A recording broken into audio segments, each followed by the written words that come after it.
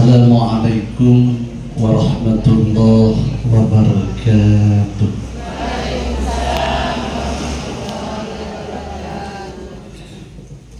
Bismillahirrahmanirrahim.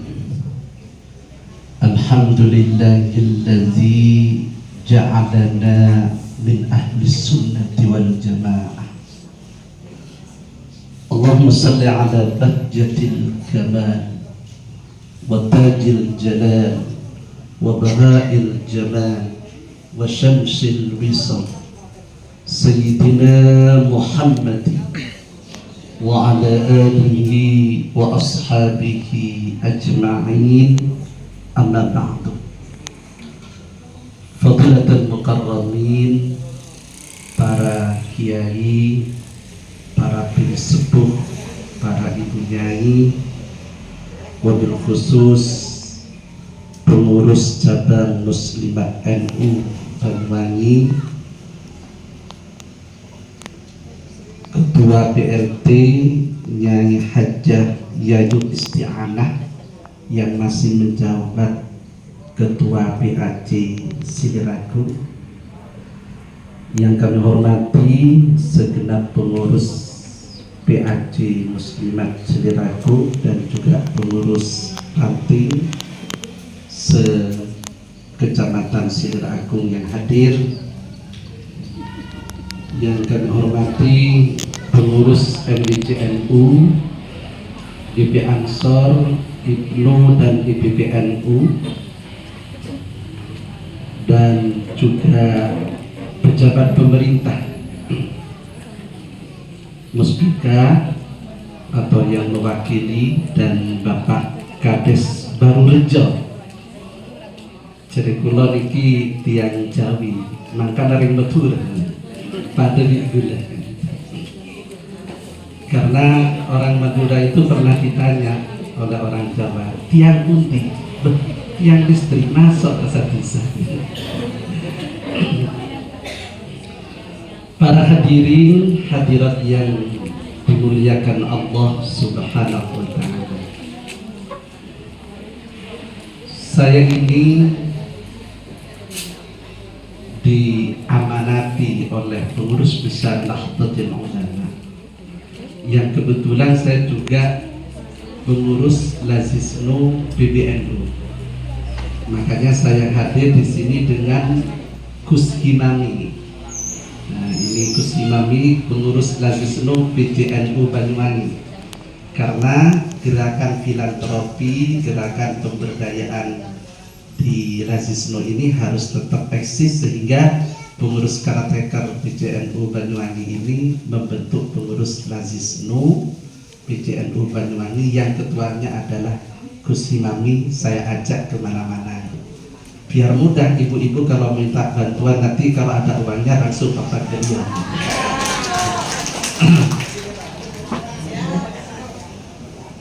Alhamdulillah, kalau pengurus Lazisnu PBNU itu kemarin dalam 1 tahun total semua bisa mengumpulkan dan mendistribusikan uang nilainya itu 2,336 triliun.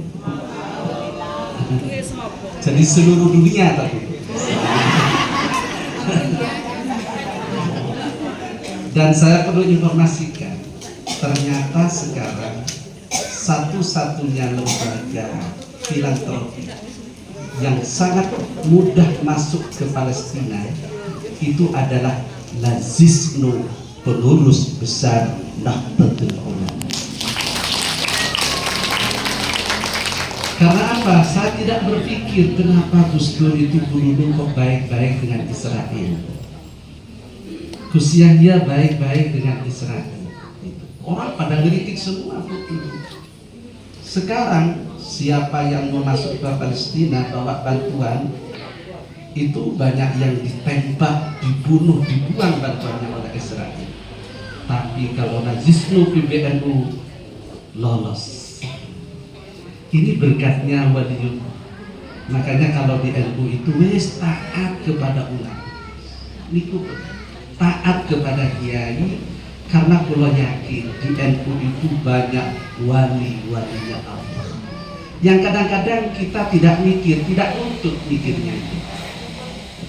Sehingga saya itu khidmat di NU ini mungkin lebih 25 tahun.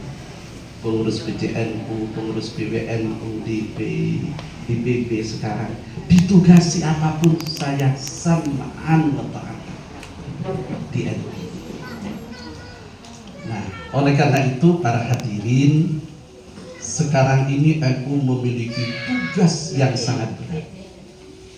Tugas besar, bukan hanya di dunia nasional, tapi di dunia internasional. Karena lambang NU itu bumi.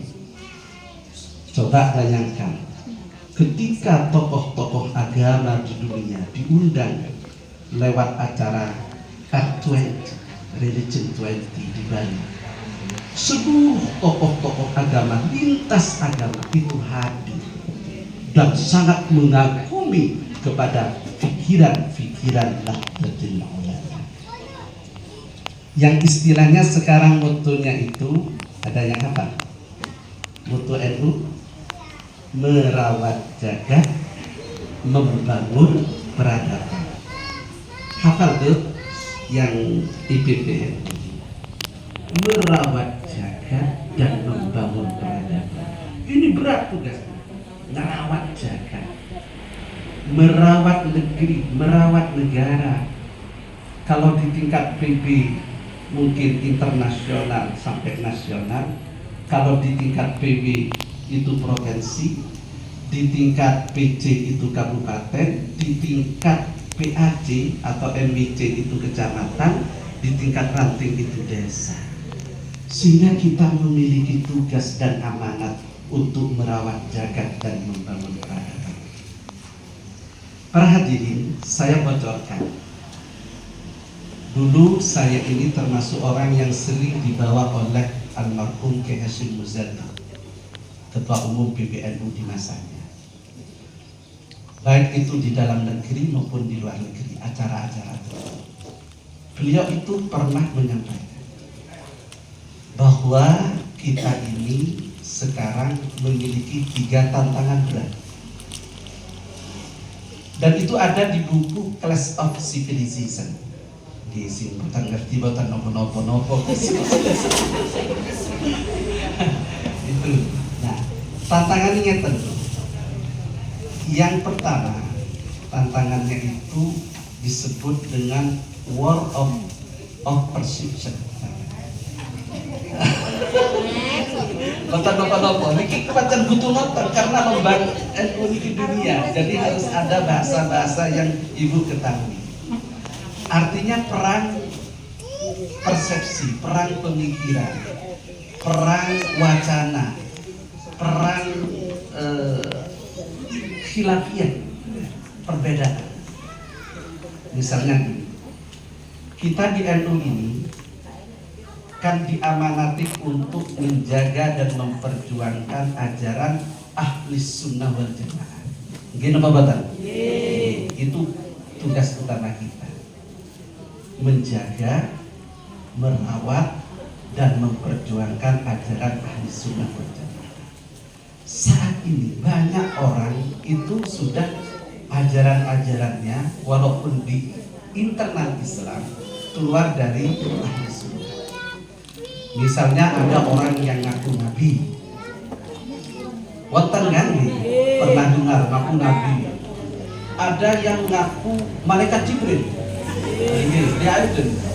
Sehingga pernah dikumpulkan sama polisi antara yang ngaku nabi dengan yang ngaku malaikat Jibril. Ini dikumpulkan, panjenengan kenal dengan ini katanya. Bukan kenal. Ya opo, kok bisa nabi tidak kenal dengan malaikat Jibril? Nah, ini salah satu tantangan. Banyak ajaran-ajaran lain yang menjadi tantangan berat kita. Sehingga ibu-ibu muslimat, MBC, Ansor, dan BP ini punya tanggung jawab untuk memelihara dan menjaga ajaran ahli sunnah wal jamaah. Ya terserah programnya melalui khatmil Quran, melalui majelis taklim, melalui pemberdayaan dan lain sebagainya. Ini tantangan yang dihadapi. Kemudian yang kedua disebut dengan war of economics atau perang ekonomi. Jadi kita ini sekarang menghadapi perang ekonomi. Sampai mungkin bosan terasa. Kenapa ya kok semakin hari ekonomi ini kok semakin tidak maju, orang banyak yang miskin dan lain sebagainya. Ini kan perang ekonomi. Nah, sehingga program-program NU itu baik di PB, di PP Muslimat, pasti akan ada program-program yang sifatnya pemberdayaan ekonomi. Kalau Lazisno itu nanti kalau ada uangnya bisa ngasih modal kepada masyarakat miskin. Tapi yo nopo kiai, wong di NU itu kata mustahil, banyak mustahilnya. Ya nanti dipilih mana yang bagus untuk pemberdayaan kita. Makanya Lazisno ini harus jalan. Kalau di Muslimat pokok gerakan-gerakan sosial, gerakan-gerakan filantropi ini harus jalan untuk menghadapi perang ekonomi. Kemudian yang ketiga, tantangan kita itu adalah war of civilization. Nah, artinya perang budaya. Sekarang itu Masya Allah, budaya-budaya kita itu yang bisa mempertahankan, menurut saya salah satunya adalah Muslimat Nahdlatul Ulama, dengan kerudung, dengan satrul auratnya. Karena luar biasa banyak sekarang, kadang-kadang putra-putri kita itu sudah tidak mau menutupi aurat. Ada budaya pang istilahnya sekarang itu. Anak-anak muda keluyuran, tidak mandi, tidak sholat, kemudian tidur-tidur di pinggir jalan dan lain sebagainya. Nah, ini budaya yang harus kita pertahankan adalah budaya yang Islami, budaya yang sesuai dengan aturan syariat Islam. Nah, gerakan-gerakan budaya ini salah satu yang gencar ini adalah Muslim. Sehingga perempuan-perempuan itu sudah sekarang banyak yang dulunya tidak mau menutup aurat, yang dulunya tidak mau berjilbab. Tapi gerakan Muslimat, gerakan Fatayat, gerakan EPP dengan fatwa-fatwa ulama-ulama NU sudah banyak masyarakat yang berbudaya dengan menutupi auratnya dengan jilbab dan lain sebagainya. Dan masih banyak lagi budaya-budaya yang harus kita pertahankan di tengah-tengah masyarakat. Ya seperti misalnya kayak tahlilan. Kelompok di luar NU banyak yang menentang. Tapi kita bertahan karena gerakan budaya, gerakan civil society namanya, gerakan masyarakat. Nah, sehingga NU ini jangan terlalu banyak mengurusi politik praktis. Arahan pengurus besar Nahdlatul Ulama maupun pengurus Muslimat, PP Muslimat, mari gerakan-gerakan keagamaan, gerakan-gerakan kultural ini harus kita laksanakan lewat Jem'iyah Nahdlatul Ulama, lewat organisasi NU. Salah satunya adalah Muslimat Nahdlatul Ulama. Nah, oleh karena itu para hadirin, saya ini ditugasi sebagai caretaker PCNU Banyuwangi, yang kebetulan saya itu adalah koordinator pengurus hariannya. Saya tidak berpikir panjang. Artinya di NU itu kalau sudah diberi amanah, sama dengan ibunya Yayu Istiana ini, kalau sudah diberi amanat oleh PP Muslimat, oleh PB, laksanakan sesuai dengan kemampuan. Apakah kiai tidak banyak yang membuli dan mencaci maki? Banyak. Tapi biarlah anjing menggonggong kaki tetap benar. Saya tidak peduli. Saya ini hanya sam'an wa ta'atan kepada pengurus besar Nahdlatul Ulama, kepada pengurus PWNU. Di situ ada Rais Am, ada Rais yang ulama-ulama berkaliber besar, dan hakul yakin ada yang min awliya ini. Saya taat sam'an wa ta'atan. Begitu juga ibunya Yayu, kalau sudah ditugasi oleh PP Muslimat, oleh PW, laksanakan, jangan takut kepada siapapun. Innallaha ma'ana. Muassis Nahdlatul Ulama akan bersama kita. Nah, itulah yang harus kita laksanakan.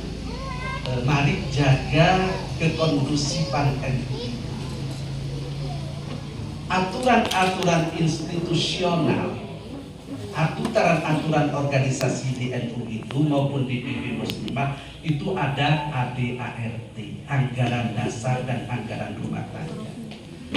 Ada aturan perkum, peraturan perkumpulan. Saya hakul yakin pengurus PBNU, pengurus PWNU tidak akan menyimpang dari aturan-aturan tersebut. Begitu juga pengurus PP Muslimat, pengurus PW Muslimat tidak akan menyimpang dari aturan anggaran dasar dan anggaran rumah tangga. Jadi kita yang sebagai jemaah, sebagai pengurus di bawah, tegak lurus kepada pengurus PBNU, tegak lurus kepada pengurus PP Muslimat NU, kepada PWNU, kepada PW Muslimat NU, tegak lurus. Kita tidak boleh diatur oleh organisasi di luar itu. Apalagi organisasi partai politik tidak memiliki hak untuk mengatur Jamiah Nahdlatul Ulama. Jadi boten sakit karena ADART kita ada tersendiri. Sehingga kita selaku hamba Allah yang diberi amanat oleh PB, oleh PB, kita laksanakan sesuai dengan kemampuan kita. Dan kita harus terus bekerja. Para hadirin, acara-acara NU memang selalu mengundang pemerintah. PBNU undang presiden, enggak kan? GB Ansor kemarin ngundang presiden, menteri-menteri didatangkan. PWNU ngundang gubernur, PCNU ngundang bupati, PAC ngundang camat, muspika, di tingkat ranting ngundang di desa. Karena apa? Yang difikirkan Nahdlatul Ulama adalah negara kesatuan Republik Indonesia. Ini pemerintah kita, ini negara kita. Tidak boleh kita itu konfrontasi dengan pemerintah. Makanya kalau ada non sewu, kalau ada oknum kiai atau habib yang mencaci maki ketum PBNU karena dekat dengan pemerintah, saya sampaikan, Pak Kiai, Pak Habib, NU memiliki garis perjuangan tersendiri. NU tidak hanya memikirkan keagamaan, tidak hanya memikirkan akidah syariah akhlak, tapi Nahdlatul Ulama juga memikirkan nasib negara Republik Indonesia. NU memiliki tanggung jawab untuk melakukan riayatul ummah, mengayomi masyarakat. Kita harus peduli kepada masyarakat. Disinilah muslimat juga harus melakukan hal-hal yang seperti itu. Dan yang lebih bagus itu adalah tingkatkan ukhuwah nahdliyah, persaudaraan sesama NU, ukhuwah Islamiyah, ukhuwah insaniyah, ukhuwah wataniyah. Ada pepatah begini, ya. Ini mungkin bisa dijadikan pedoman oleh dunia yang luas dan indah ini tidak akan mampu menampung dua orang yang saling bermusuhan, tapi sejengkal tanah akan mampu menampung beribu-ribu orang yang saling mengasihi. Gimana Bapak? Oke. Kalau kita hidup penuh dengan persaudaraan, hidup dengan persahabatan, hidup dengan setia kawan, Masya Allah, nikmat hidup. Ya seperti saya oleh Pak Kades, bermalam di sini aja ya, nanti katanya Pak Kades. Saya pikir mau disediakan istri Pak Kades. Tapi saya hanya berani di hadapan ibu-ibu, kalau di hadapan istri saya tidak berani. Para hadirin yang dimuliakan Allah, mungkin inilah yang bisa saya sampaikan dalam sambutan kami. Insya Allah Bunyai Yayu PCNU Karateker ini nanti akan hadir setiap acara-acara konferensi anak cabang agar di Banyuwangi ini Nahdlatul Ulama betul-betul solid bersatu dan tidak bisa diatur oleh di luar Nahdlatul Ulama. Terakhir saya mau menyampaikan pantun. Boleh nggih? Oke. Beli bahan buat baju. Belinya di pasar Semu. Kalau muslimat mau maju, pengurusnya harus bersatu. Hadanallah wa iyyakum ajma'in wallahu muwaffiq ila aqwamit thariq. Assalamualaikum warahmatullahi wabarakatuh.